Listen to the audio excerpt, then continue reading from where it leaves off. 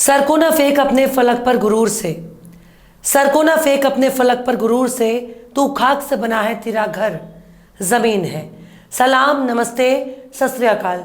मैं हूं आपके साथ हर्षिता मिश्रा और आप देख रहे हैं टाइम्स मेल।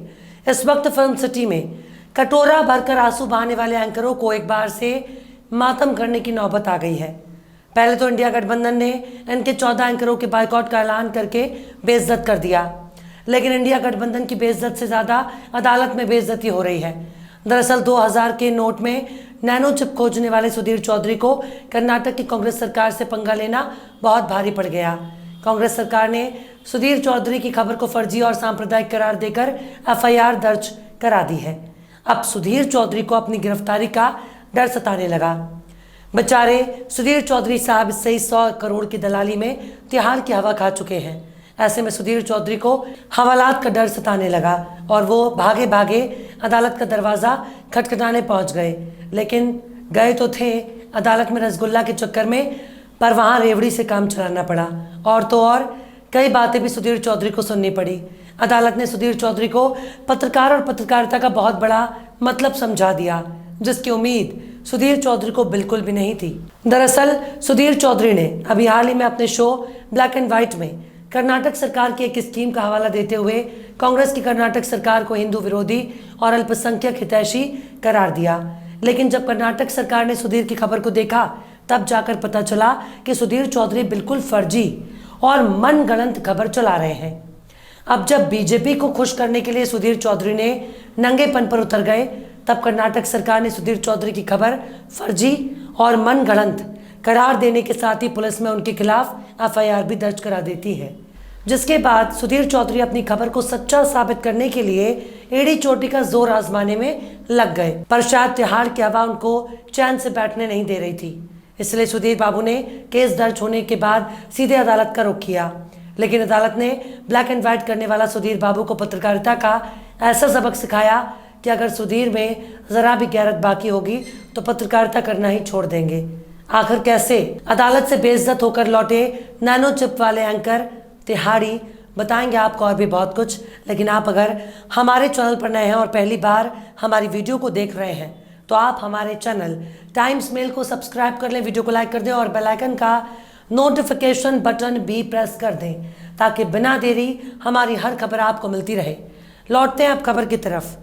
किसी ज़माने में पत्रकार की कलम में उसकी तलवार हुआ करती थी, लेकिन कलम वालों ने तलवार उठा लिया। अपनी जानलेवा खबरों से रोज़ाना पत्रकारिता का कत्ल कर रहे हैं।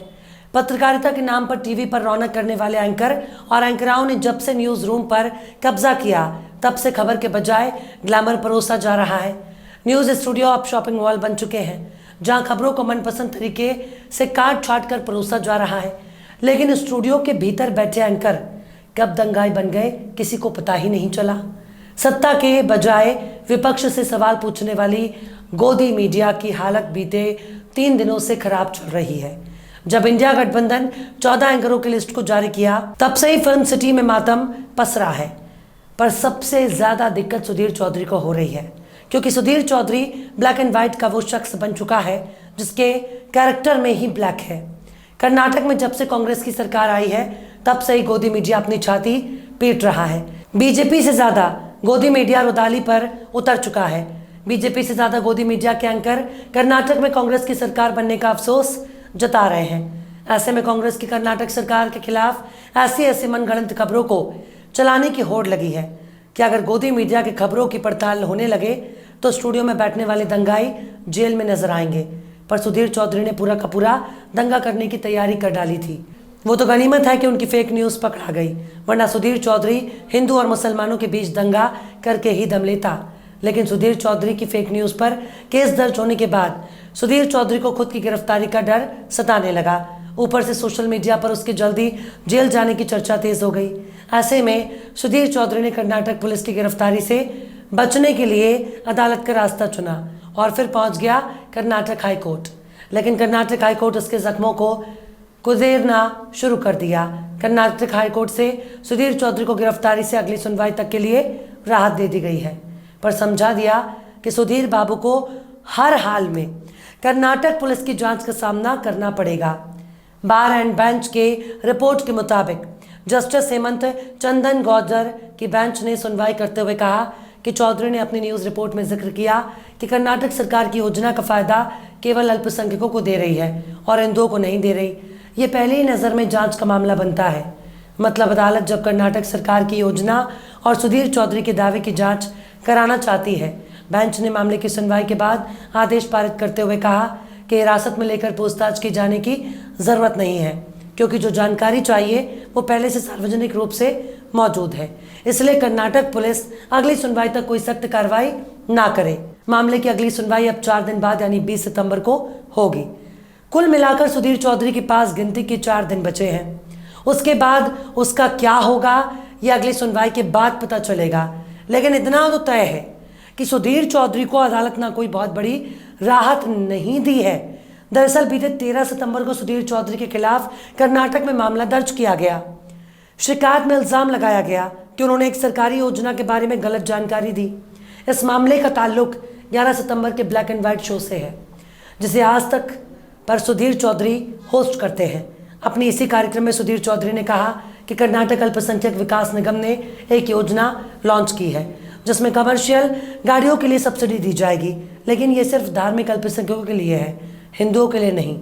सुधीर ने शो में कहा कि इस योजना का लाभ सिर्फ गैर हिंदुओं को मिलेगा, हिंदुओं को नहीं। यानी अगर कोई व्यक्ति हिंदू है, चाहे कितना भी गरीब हो, उसके पास कोई पैसा नहीं है, तो उसे सरकार ऑटो टैक्सी खरीदने पर सब्सिडी नहीं देगी। लेकिन अगर कोई शख्स मुस्लिम समुदाय से है या फिर ईसाई है, जैन है या बौद्ध समुदाय से है, तो इन लोगों को ऑटो या टैक्सी खरीदने पर 50% की सब्सिडी मिलेगी। हालांकि ये योजना अनुसूचित जाति और अनुसूचित जनजाति और पिछड़े वर्गों के लिए भी है। कर्नाटक सरकार ने साफ किया है कि इस योजना की शुरुआत उसकी सरकार ने नहीं की, बल्कि पिछली सरकार से चली आ रही थी।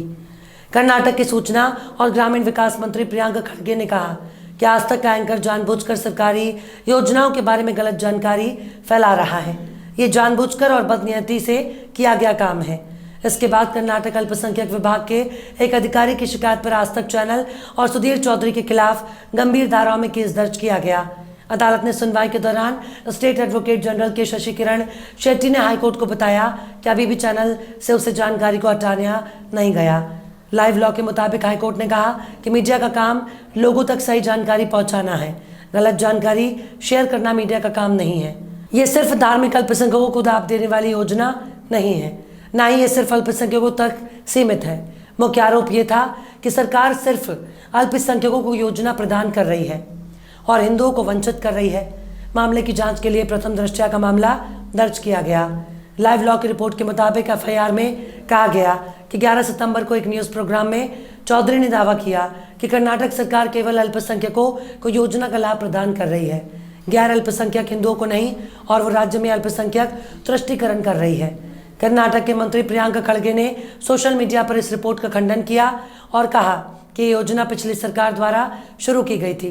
रिपोर्ट में टिप्पणियां कर्नाटक राज्य अल्पसंख्यक विकास निगम लिमिटेड की स्वावलंबी सारथी योजना के बारे में थी, जिसके तहत वाहनों की खरीद के लिए धार्मिक अल्पसंख्यकों को सब्सिडी दी जाती है।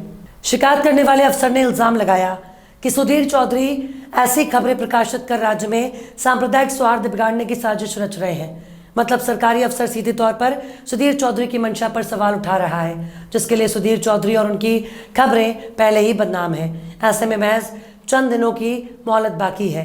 सुधीर बाबू के कई और कारनामे अदालत में खुलने लगे या फिर कुछ नए केस मुकदमे दर्ज होने लगे तो फिर सुधीर चौधरी को थाने, कोर्ट, कचहरी के चक्कर लगाने पड़ेंगे। और अगर ऐसा होना शुरू हो जाए तब तो गोदी मीडिया के दंगाई एंकर बहुत ही जल्दी संस्कारी बन जाएंगे। उनके मुंह से जहर के बजाय शहद टपकने लगेगा। उनकी जबान से आग नहीं बल्कि प्यार ही प्यार नजर आएगा। पर जब कंधे पर सत्ता का हाथ हो तब कोई क्या उखाड़ सकता है। पर सुधीर बाबू को नहीं भूलना चाहिए कि मामला अदालत में है, जहां ताकत का गुरूर काम नहीं आता। सुधीर चौधरी की हालत देखने के बाद शायद गोदी एंकरों की भाषा में कुछ तब्दीली नजर आ जाए।